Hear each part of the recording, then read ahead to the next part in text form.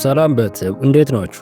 ዛሬም እንደተለመደው ሁለት ሐሳቦችን በተለያየ ክፍል በዛሬው ቪዲዮ ይዤ መጥቻለሁ። በአንደኝነት የምናየው ሐሳብ ችግር ፈቺ ሰው ለመሆን ሊኖሩን የሚገቡት 4 ክህሎቶችን እናያለን። ቀጥታ ወደ ቪዲዮ ከመግባታችን በፊት አንድ ነገር እንድታደርጉ በአክብሮት ይጠይቃችኋለሁ። አንድ ሰው ሁል ጊዜ ለእናንተ መጥቶ ለሰውነታችሁ ለጤንነታችሁ ምርጥ ምግብ በየቀኑ እያቀረበላችሁ ነገር ግን መክፈል ወይም ማድረግ እየቻላችሁ ለሰውየው ሳትከፍሉ ስትቀሩ የሆነ ነገር ሸማ ይዛችሁ። ስለዚህ ይህንን ቻናል ለእናንተ አእምሮ ብሎ በየቀኑ አሪፍ ትምህርቶችን ወይም ምግቦችን ለአእምሯችሁ የሚያቀርበውን ይህንን ቻናል ሰብስክራይብ ባታደርጉ ሸም ነውና ሰብስክራይብ በማድረግ ሁላችሁም እንድታግዙኝ በአክብሮት ይጠይቃችኋለሁ። ላይክ በማድረግ ቀጥታ ወደ ቪዲዮ እንሄድ።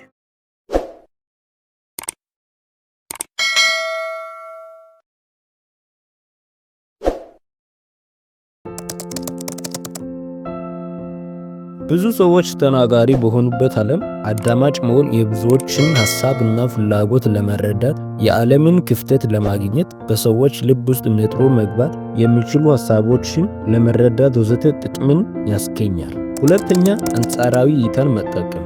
ብዙውን ጊዜ እኛ ሰዎች የምናደርገው ነገር ሁሉ ልክ የሆነ ይመስለናል። ነገር ግን ሁሌም ሰው የራሱ የሆነ ትክክለኛ ነጥብ እንዳለው መረዳትና ነገሮችን ከተለያዩ አቅጣጫዎች ስናየው ትክክል የሚሆኑበት የተለያዩ ሁኔታዎች እንዳሉ መረዳት በጣም ጥሩ ነው። ምሳሌ ከፊት ቆሞ ላያት 6 የሆነችው ቁጥር ገልብጠን ስናያት ደግሞ 9 መሆኗን ትክክል ይሆናል። ሶስተኛ፣ ክሪቲካል ቲንኪንግ የሚፈጠሩና የሚከሰቱ ነገሮችን በጥልቀት የማሰብ ችሎታ ማለት ሲሆን ይህንንም ማድረግ የሚቻለው ስለ ሁኔታው ጠለቅ ያለ እውቀትን መሰብሰብ፣ መረጃን ማግኘት አስፈላጊ ነው። ምክንያቱም እውቀትና መረጃ በሌለን ነገር ላይ የፈለገ ብንጥር በጥልቀት ማሰብና ችግሮችን መፍታት አንችልም።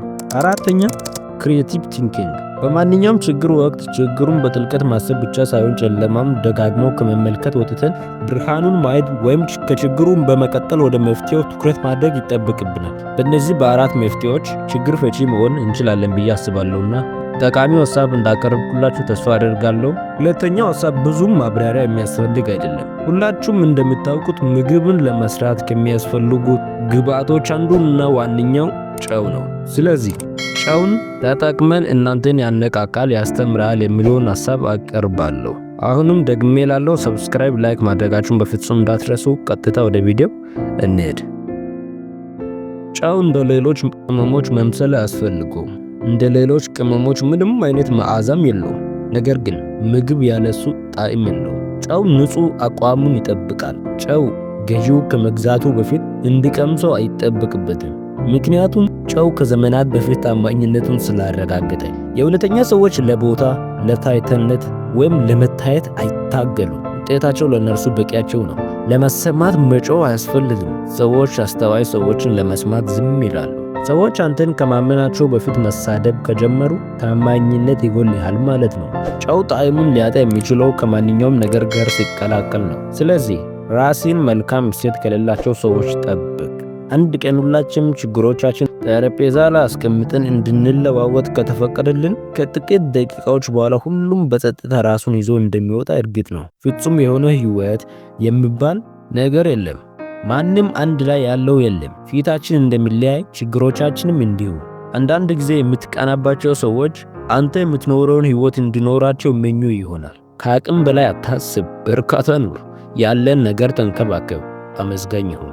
እስከዚህ ድረስ ስላዳመጣችሁን ከልብ አድርጌ አመሰግናለሁ። በሚቀጥለው በሌላ አስተማሪ ቪዲዮ እስክንገናኝ ሰብስክራይብ በማድረግ ላይክ፣ ሐሳባችሁን ደግሞ ኮሜንት ላይ በማስቀመጥ ይጠቅመዋል ብላችሁ የምታስቡ ሰው ሼር በማድረግ የነገ ሰው ይበለን።